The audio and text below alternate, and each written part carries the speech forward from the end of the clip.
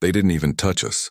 The words trembled out like a confession, whispered by a young Japanese nurse after being captured by U.S. soldiers on a shattered Pacific island. Her eyes were swollen from smoke, her hands still trembling from hours of tending to the dying. For days, she had prepared herself for what every Japanese woman feared most: capture. In her mind, that meant only one thing: dishonor.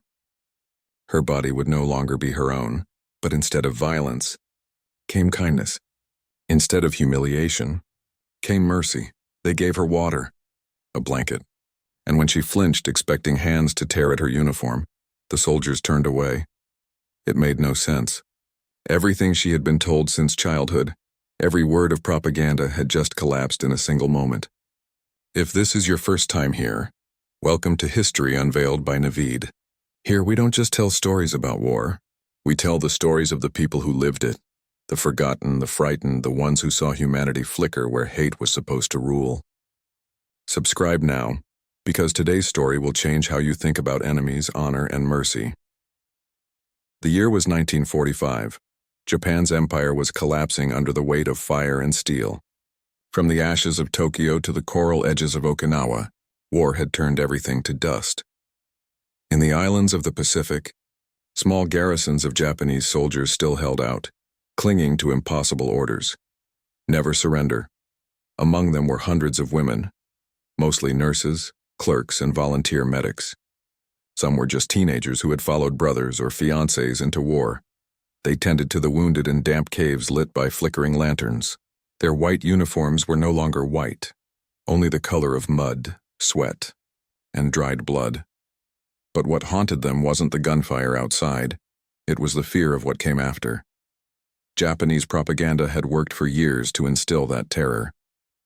Posters and training lectures warned, "Americans are devils. They mutilate our soldiers. They defile our women." Parents whispered to daughters, "If you're captured, die first." So when the thunder of American artillery drew closer, many women clutched grenades to their chests. Others swallowed poison. They weren't soldiers but they were ready to die like them. And yet, amid the ruins of one forgotten island, a few women chose life. Or perhaps, life chose them. It was dawn on the island of Leyte. The air hung heavy with the scent of wet earth and gunpowder. Somewhere beyond the trees, the crack of rifles echoed, distant, steady, merciless. Inside a half-collapsed field bunker, 3 Japanese nurses crouched in silence.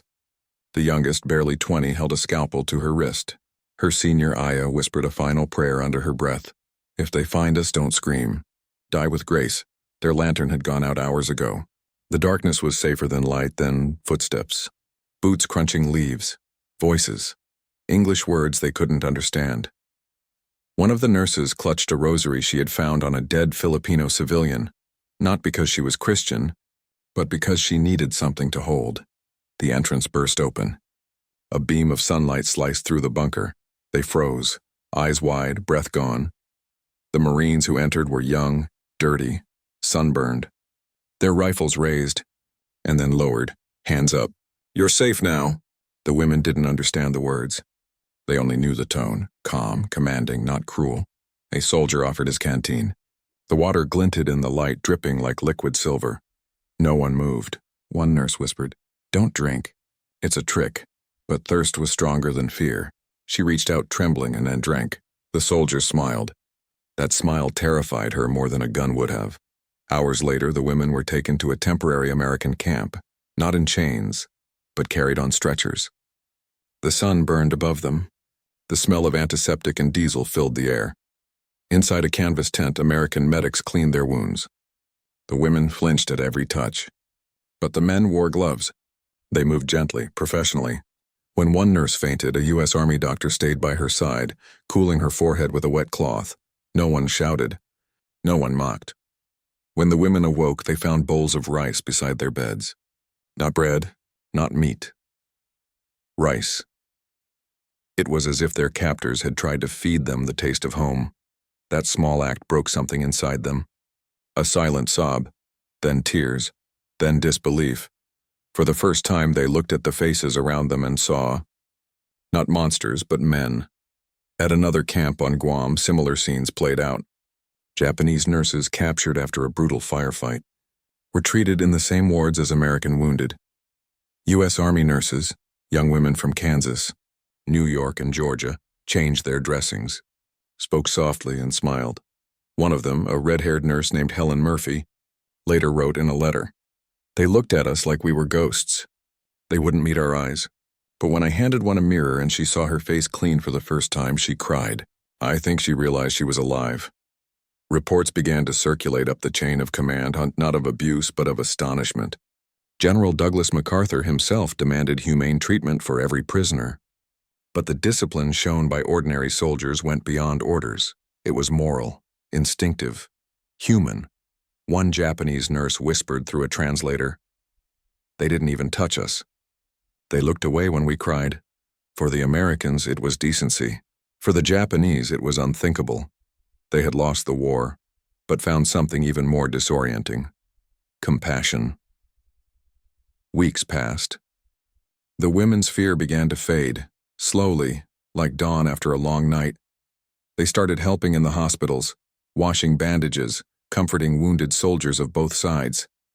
In one ward, a Japanese nurse gently fed an American Marine who could no longer use his hands. She didn't speak English. He didn't speak Japanese. But when he whispered "thank you," she bowed deeply, tears in her eyes. In another corner, Helen Murphy began teaching the women how to use American medical tools: scalpels, syringes, bandages made of gauze instead of cloth. They laughed awkwardly over mispronounced words. Bandage became bandagi. Doctor became dokuta. It was clumsy, endearing, real. At night, when the camp grew quiet, the women wrote letters they would never send, to mothers, to sisters, to lovers lost at sea. One diary entry read, "I am alive, but I do not know what I am anymore. The enemy feeds me. The enemy saved me. What does that make me now?" Some Americans found it equally hard to process. Private Daniel Brooks wrote home, "I expected hate. Instead, I just felt sorry. They were so small, so polite, so scared. Not like the enemy I'd imagined, and in that fragile, silent understanding, across two broken languages, the walls of propaganda finally cracked. For the first time in years, they saw each other as human beings. Not conquerors, not captives, just survivors. When Japan surrendered in August 1945, the Pacific finally went quiet. The women were sent home, thin, pale, but alive.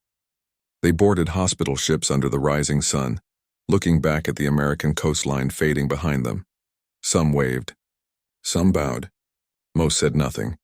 Back in Japan, they returned to families who didn't know how to receive them. "How could Americans have spared you?" people asked. "Did you serve them? Did you shame us?" Shame, that word again, heavier than any wound, so they kept silent. For decades, only in the 1970s did their diaries and testimonies surface, quietly, humbly, in post-war archives.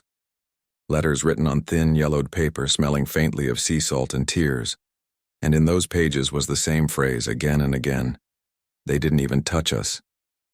Those 5 words became a haunting mirror of humanity, a truth that crossed borders, outliving the hatred that had created it.